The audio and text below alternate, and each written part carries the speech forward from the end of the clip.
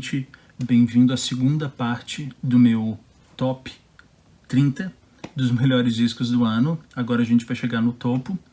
Eu só dividi em duas partes para o vídeo não ficar tão longo, que é algo que eu tenho notado nos meus vídeos. Eu queria que eles ficassem um pouquinho mais enxutos. Se você ainda não viu a primeira parte, sugiro, mas se você é curioso e está querendo saber do topo já de cara, eu lhe entendo, ok? Eu faço isso também. Vamos começar então com o número 15. O número 15 é o Song for Our Daughter, da Laura Marling. É o 7º disco dela.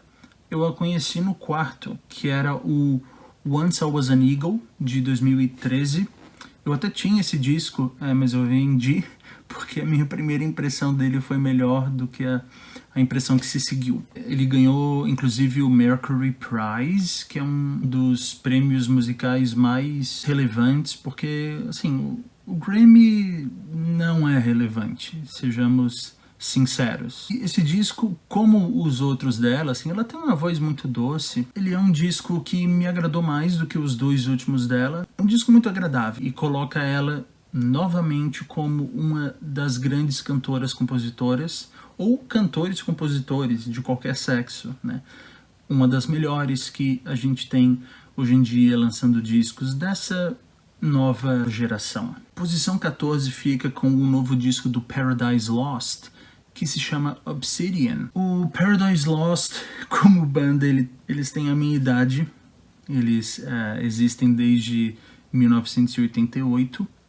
E esse disco deles é o meu favorito desde o grande clássico deles, de 1995, que é o Draconian Times. Eles são uma banda de metal gótico, então a gente tem umas letrinhas mais sobre o lado obscuro da vida e sobre os sofrimentos. Mas não é um disco absurdamente pesado. Se você curte metal, mas não os sons mais extremos, ainda tá bem assim no seu nível de suportar. e mais que suportar, né, gente? Gostar. É um disco muito bacana mesmo. Letras, arranjos, composição, ficou tudo muito bom. No número 13, já é para menos pessoas. Esse número 13 chama-se Stygian, da banda Atramentus, não sei se é uma palavra em latim. É o primeiro trabalho deles. Eles são uma banda de funeral doom metal. No primeiro vídeo dos melhores do ano, eu falo um pouco sobre essa coisa que acontece em metal, acontece em música eletrônica, que são muitos subgêneros, que a pessoa se perde se ela não tá super por dentro. Funeral doom metal é uma subdivisão do doom metal, que é uma subdivisão do metal, que é uma subdivisão do rock, talvez. Há quem diga que o doom metal teve gênese no terceiro disco do Black Sabbath, que é o Master of Reality, porque o Tony Iommi, o guitarrista do Black Sabbath, que é considerada a banda que lançou o primeiro disco de metal, o Tony Iommi, para esse disco especialmente, ele colocou a guitarra dele um pouco com afinação um pouco mais baixa, porque, né, ele não tem, eu acho que é o topo desse dedo aqui, então a corda ficando um pouquinho mais grave, ela fica mais mole e mais fácil de manusear. Esse empecilho tornou o som deles ainda mais pesado, né, porque a nota fica mais grave, então o som fica mais pesado, né? Então o doom metal, ele meio que surge daí. E o que caracteriza ele também? Ele é um pouquinho doom, né? Doom é a perdição, doom é o fracasso, é o lado da desgraça. E o doom, ele costuma ser um pouquinho mais lento do que o heavy metal, certamente muito mais lento do que o thrash metal, o death metal, o black metal.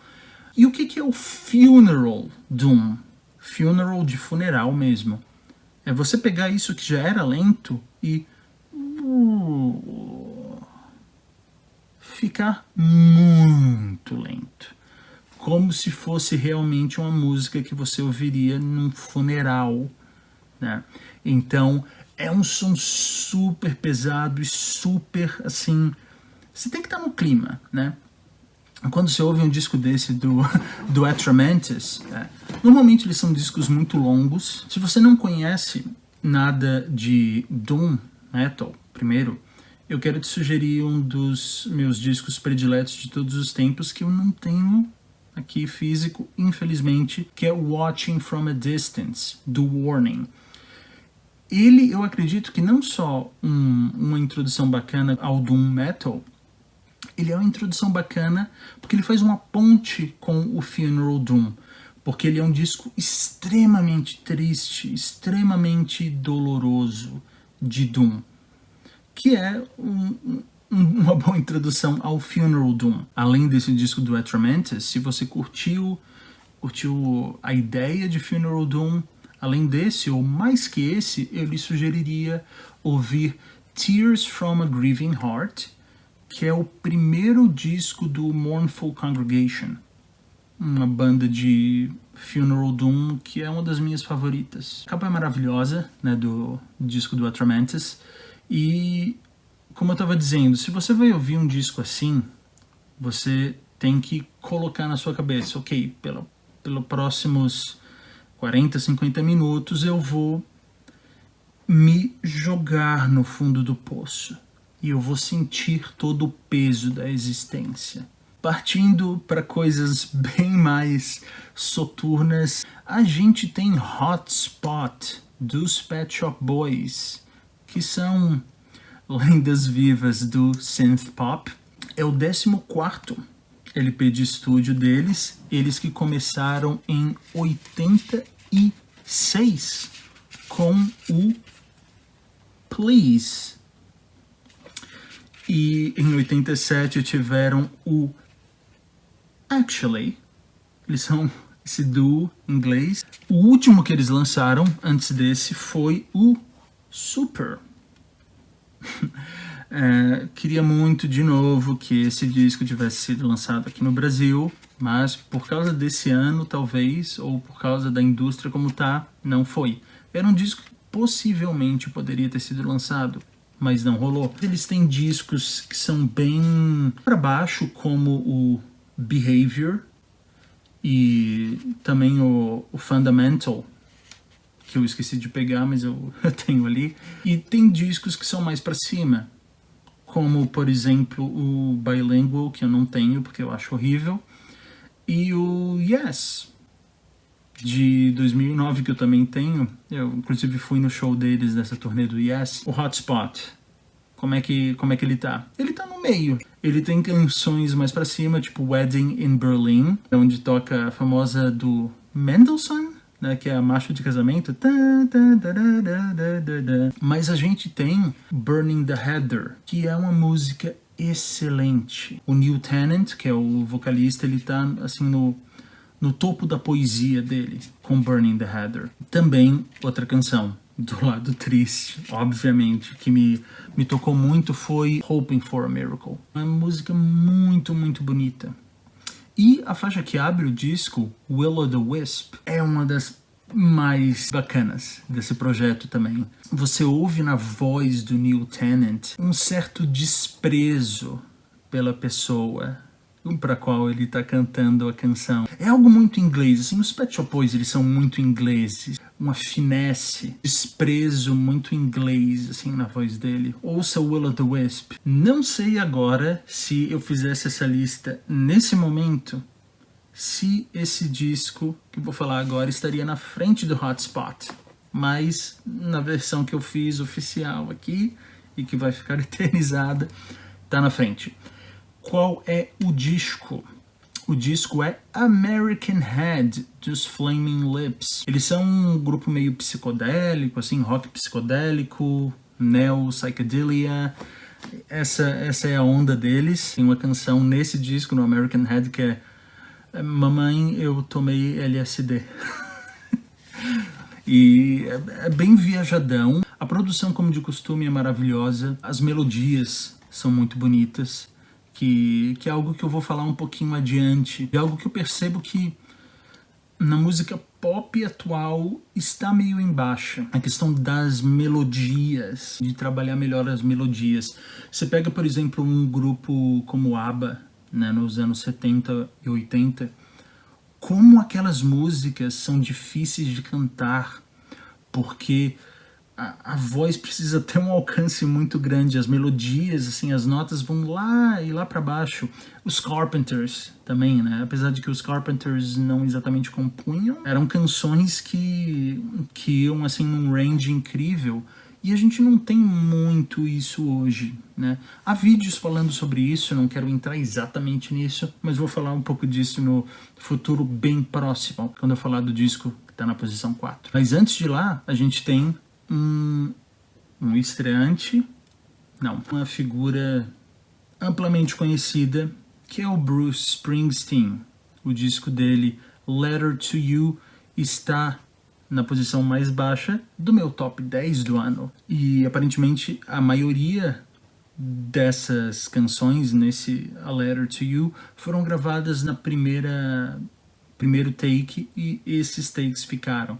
Pouquíssimos overdubs, né, que é quando eles gravam alguma coisa em cima, tentam modificar. Esse é o 22º disco de estúdio do Bruce Springsteen, com ou sem a E Street Band.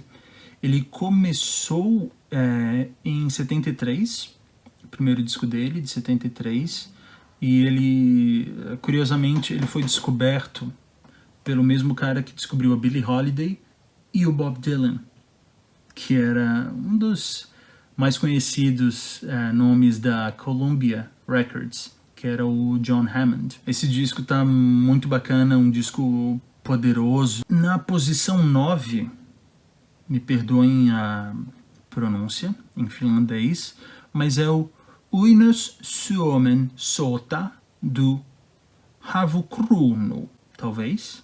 Algo assim está escrito aqui, caras pessoas. Esse disco aqui, ele é o terceiro LP dessa banda de black metal. Ele é um disco interessante do início ao fim, o som está maravilhoso e não é todo black metal que eu consigo ouvir hoje em dia. Assim, eu noto que muita coisa é muito parecida, é derivativa, é cansativa, mas esse disco do Havukruunu recebeu meu selo de aprovação e está aqui na 9ª posição de todos os discos desse ano. Mas quem é que está na 8ª? Estão as minhas muito queridas Chicks, que eram anteriormente as Dixie Chicks. O último disco delas, de estúdio com as Dixie Chicks, foi o Taking the Long Way, lá em 2006, gente. E desde então, apesar de que precedeu esse disco, só para dar um histórico delas, né? Elas eram um dos grupos country mais conhecidos, de maior sucesso em termos de vendas no mundo inteiro. Aí, em um show, acredito que na Inglaterra, a Natalie Maines, que é a cantora principal, que inclusive tem uma voz inigualável para mim, ela falou que tinha vergonha de ser do Texas, no mesmo lugar do presidente Bush. E isso causou um furor, enfim, porque grande parte do público de country é conservador e republicano, então teve um negócio de queimem todos os discos da Dixie Chicks, elas são anti-americanas, elas são o demônio. Então teve essa coisa, e esse disco, né, que é um dos meus discos favoritos da vida, foi lançado em resposta a isso. É um disco que, se vocês não ouviram, vale muito a pena. Produção do Rick Rubin. Esse anterior, não o de agora. E o que aconteceu nesse meio tempo, desde 2006? Elas casaram, tiveram filhos, cuidaram dos filhos, eventualmente até voltaram, fizeram uma turnê em 2016. E esse disco era para ser lançado com o nome de Dixie Chicks, um nome que elas têm desde 90. Eu gosto muito das músicas das Chicks, e aqui elas não exatamente perderam a forma. Eu sei que essas músicas elas são escritas junto com os produtores e tal, mas é um disco muito gostoso. Eu admito que ele é um disco extremamente feminino. São assim preocupações femininas, coisas que eu imagino que passam na cabeça de uma mulher, embalado por essas melodias maravilhosas, com a voz da Natalie Maines, instrumentação, é bem açucarado, é bem pop, mas é uma delícia. Em número 7, a gente tem um disco de ambient music, aquela música que você pode colocar para tocar enquanto você está estudando, enquanto você está querendo dormir, mas que serve também super bem para ser uma música em primeiro plano. E quem é que está por trás disso? Um dos caras que inventou esse tipo de música. É o Brian Eno, junto com o irmão dele, que é o Roger Eno. E esse disco chama-se Mixing Colors. Muito bonito, melodias muito bonitas. Eu tenho um espaço em mim bem grande para música ambient. Eu gosto bastante de uma coisa bem calma, mas também de umas desgraceiras. Ainda tem mais uma desgraceira, metal pesadíssimo para vir, mas eu curto assim esse negócio meio que te transporta, né? O sexto é um disco que foi tanto bastante elogiado quanto bastante criticado esse ano, que é o Punisher, da Phoebe Bridgers. É o segundo disco dela, o primeiro foi em 2017, que eu nunca tinha ouvido, admito, não se pode ouvir tudo. Esse é um disco que, a meu ver, coloca ela como, junto com a Laura Marling, como uma das grandes compositoras, né, singer-songwriters da geração. Mas ele tá mais no clima. Não é como se uma música só fosse muito melhor que as outras.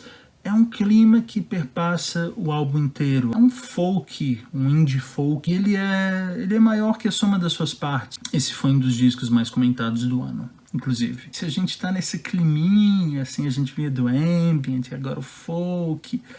Agora a gente quebra. Porque o que a gente tem aqui, gente, na posição 5, era um disco que talvez nem estivesse na primeira versão que eu fiz dessa lista, mas quando eu reouvi, meu Deus, ou meu satanás, é o disco Endless Wound, do grupo Black Curse. É o primeiro disco desse projeto, dessa banda com esse nome. Esse disco é uma desgraceira total, absoluta, assim, um assalto sonoro na cabeça de quem tá ouvindo. A bateria nesse disco, meu Deus, é insano. Eu não sei como é que alguém consegue tocar aquilo.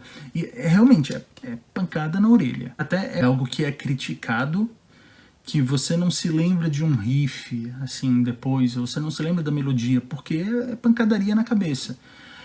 E é um disco rápido, mas só que o som dele é tão abrasivo, é tão forte, que colocou ele lá pra cima, assim, na minha lista. Obviamente não é uma coisa que eu vou estar ouvindo o tempo inteiro, de jeito nenhum, mas assim, aquele dia que você tá com raiva, assim, você tá de mal com a vida, mas não deprimido, você tá pé da vida, bota aí o Black Curse, gente, tá valendo muito a pena.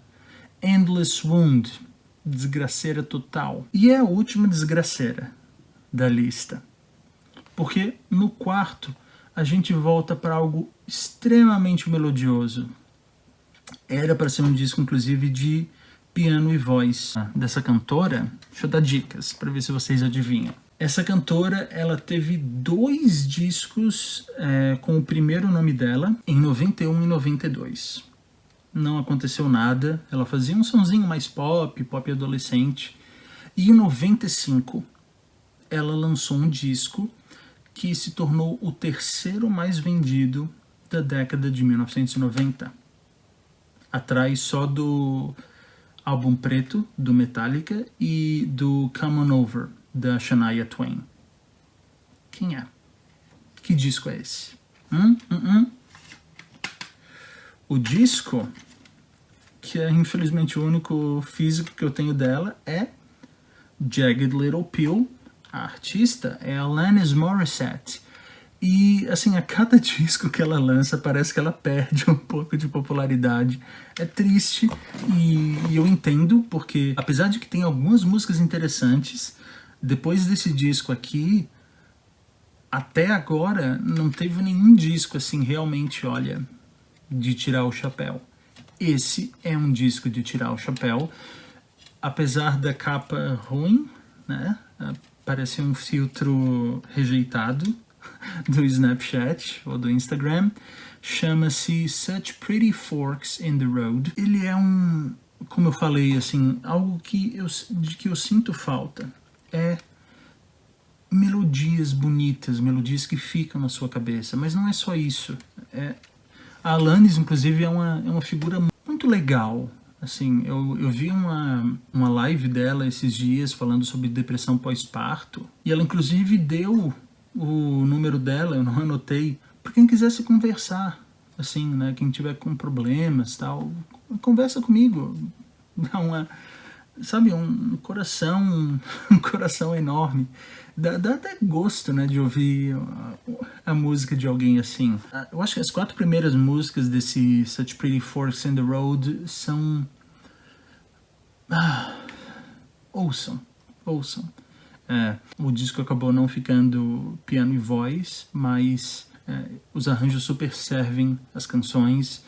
E apesar de o disco não manter o altíssimo nível o tempo inteiro, ele é um disco que vale muito a pena ser ouvido. E agora chegamos no top 3. E quem é que está nesse top 3?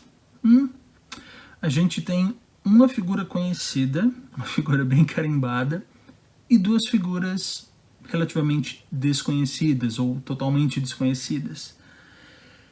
A primeira figura desconhecida vem agora, que é a Adrienne Lenker, com Songs, que é um disco que ela lançou um dia depois de outro, que é claramente parceiro, você vê até pelas capas, chamado Instrumentals, que é um disco instrumental. E isso foi um disco que me pegou de primeira. A voz dela é muito agradável aos ouvidos, ela já entra bem. E é um disco que meio que surgiu do nada, assim, não chega a ser o primeiro disco dela, mas penso, isso foi lançado em outubro, e sei lá, parece que já tá na minha vida há tanto tempo.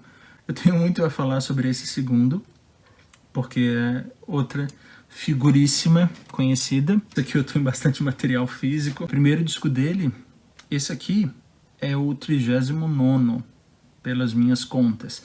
Excetuando discos ao vivo, excetuando discos, né, de relançamento, de arquivo. O primeiro disco dele saiu em 62. E era esse aqui. Olha a cara de novinho aqui do disco de estreia. Deixa eu falar um pouco sobre esse trajeto dele. Por sinal, se você se interessa pelo meu disco favorito do Dylan, que é o Blood on the Tracks, eu gravei com os meus amigos um episódio do podcast Bully de Bolso, exclusivamente sobre esse disco, ou majoritariamente sobre esse disco. Então, se lhe interessar, vale a pena ouvir, ficou bem bacana. Aí eu vou bem a fundo nesse trabalho dele. Mas eu quero falar um pouco aqui sobre as reinvenções do Dylan. Ele passou por muitas fases, né? E o crítico musical Anthony Fantano, ele faz uma metáfora assim: hoje o Dylan, como se ele estivesse jogando um videogame com vida infinita, bala infinita, e o inimigo morre com um tiro. Ou seja, esse é um cara que ele já provou tudo que ele tinha que provar. E inclusive os últimos 3 discos dele, antes desse, foram covers. Em 2015 foi Shadows in the Night, em 2016 foi Fallen Angels, e o mais ambicioso dessa trilogia foi o Triplicate, de 2017. Assim, isso faz mais sentido no vinil, porque você sabe que o vinil, para ele soar bem, ele só pode ter, não sei se 17, 20 minutos por lado, né, para soar realmente bem. Não é o caso do CD, Então, por que se chama triplicate? Porque são 3 discos. Caberia talvez em um CD, mas seguramente em 2. Mas no vinil, para soar bem, são 3. E daí, então, um disco triplo. É uma bobagem, mas eu gostei bastante dessa fase do Dylan, de crooner, de intérprete de canções do Frank Sinatra. Tem gente que não gostou, mas eles se esquecem que não foi a primeira reinvenção do Dylan e não foi o primeiro olhar para trás dele, né? Nos anos 80, por exemplo, ele foi visitado, na verdade foi nos anos 70, né? Ele se diz que ele foi visitado por Deus e ele se tornou assim um cristão dos mais agressivos. Então ele lançou, né, o Saved, olha aí as capas, e Shot of Love, que são 2 discos que eu acho bem ruins. O Dylan, ele tem a Bootleg Series, que é o quê? São tanto gravações ao vivo quanto material arquivado, né, coisa que estava nos arquivos dele, e que eles relançam. Assim, tem muita coisa interessante no Bootleg Series. Uma das coisas interessantes são shows dessa época bem cristã do Dylan. Chama-se Trouble No More. Eu até tenho ali, mas não vou pegar. Nessa época ele não cantava mais músicas da fase pré-cristã. Ele saiu eventualmente da fase cristã com Infidels. Assim, a trancos e barrancos nos anos 80, não foi uma época muito bacana para o Dylan, mas ele finalmente se reinventou e renasceu das cinzas com Oh Mercy, de 89, que é um disco maravilhoso. O som, a produção do Daniel Lanois, é um dos discos assim que você poderia ouvir para testar seus fones novos, de tão bom que ele soa. Mas aí em seguida, você vê que tava uma época difícil, né? Ele lançou isso aqui, que é o pior disco dele. Não tem uma música que se salva. É o Under the Red Sky. Horrível. É até uma piada a primeira música desse disco, que se chama Wiggle Wiggle. Tipo, balança. Você esperaria isso da Anitta, não do Bob Dylan. Enfim, e por que eu falo dessa jornada difícil dele nos anos 80, entrando para os 90? Ele estava numa crise de identidade ali, e ele voltou para onde? Para as canções que trouxeram ele, as canções que importavam para ele nesse mundo. Então ele lançou não um, mas 2 discos, né? O World Gone Wrong e Good As I've Been To You. Esses 2 discos são discos de covers também, assim como esses 3 que eu mostrei antes, mas covers de músicas folk. Então, assim, o Dylan ele já teve muitas fases, né? E essa fase dele de velhinho, que a gente poderia falar desde Time Out of Mind, que é um disco essencial, né? Um dos discos da minha vida, provém dessa fase recente do Dylan, né? Do velho Dylan. E antes desse disco de 2020, ele só tinha lançado autoralmente o Tempest, de 2012. Então você vê, fazia 8 anos que o Dylan não lançava nada autoral. Nunca demorou tanto tempo. Ele nunca passou tanto tempo sem lançar um disco autoral. E um dia ele surge na internet com uma faixa de 17 minutos, a faixa mais longa dele. Acho que é 17 minutos. Chamada Murder Most Foul, que encerra esse disco, que é o segundo, se vocês não perceberam ainda, é o Rough and Rowdy Ways. A capa meio, como diz o Anthony Fantano, parece assim uma capa de uma coletânea de rockabilly que você compra assim nas promoções de, sei lá, R$10, R$9,99, né, no balaio. Eu até gosto, até tem seu charme. E o disco? Deixa eu começar por essa última, então, Murder Most Foul. Eu não gosto dessa música, mas qual o valor que ela tem? O Dylan, nesse disco, ele tá muito com coisa de referenciar. E o Murder Most Foul mesmo é uma enciclopédia. Ele pega o momento em que o JFK foi assassinado e ele, tipo, bate uma foto daquilo ali e de tudo que estava rolando naquele momento. Então, ele vai fazer uma lista, ele fica citando as várias músicas que estavam na cabeça do pessoal naquela época. E tem inclusive playlists inteiras, bem longas, que você pode ouvir com todas as canções que ele cita. Mas enfim, eu acho que não é uma música tão inspirada. Muito mais interessante foi o segundo single, que é, não a última, mas a música de abertura do disco, que é I Contain Multitudes, que é uma frase conhecida do Walt Whitman, Folhas de Helva. Esse disco, ele não é tão pantanoso quanto Time Out of Mind, mas ele tem uma coisa que é dele, assim, uma coisa que eu vejo só o Dylan fazendo, uma instrumentação um pouco parecida com algumas coisas do Triplicate. De novo, falando das frases lugares comuns, falar sobre música é como dançar sobre arquitetura. Então, às vezes é difícil assim descrever o que é esse som, mas você definitivamente ouve nessa primeira faixa. E esse é um disco de velho, né? O Dylan é um velho há algum tempo e são sons do passado, blues, um pouquinho de rock and roll. É uma maravilha a gente ter um artista desse quilate ainda lançando discos hoje em dia. Ele é um artista de outra era e a gente ainda tem esse prazer de ter músicas inéditas dele sendo lançadas agora. Ele é um artista único, assim, agora que o Leonard Cohen morreu, né, em 2016. Na única entrevista que eu acho que ele cedeu em comemoração ao lançamento desse disco, o cara pergunta pra ele se ele acha que esses problemas que a gente teve em 2020, se eles não são tipo as pragas do Egito na Bíblia, né? Se não tem uma coisa de vingança divina. Para que outro artista pop, para que outro músico você perguntaria isso hoje? Assim, quem é que tem o... Né? E o próprio Dylan, obviamente, não considera que ele tem um quilate para responder uma coisa dessa.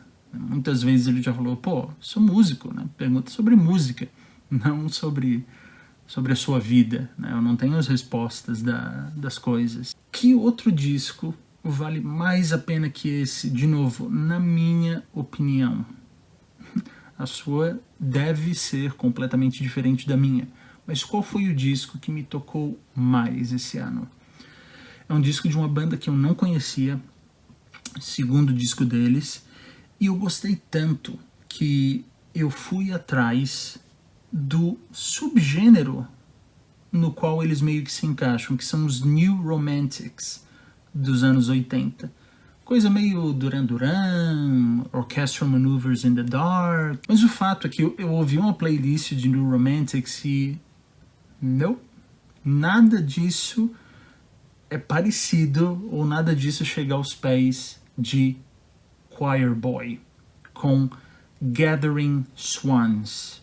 O melhor disco para mim em 2020 foi Amor à Primeira Vista, ok? É um disco delicioso, é um disco para você sorver e ouvir no escuro. Então é isso, gente. Algumas dicas desse ano que tá terminando, graças, né? Sobrevivemos a mais esse.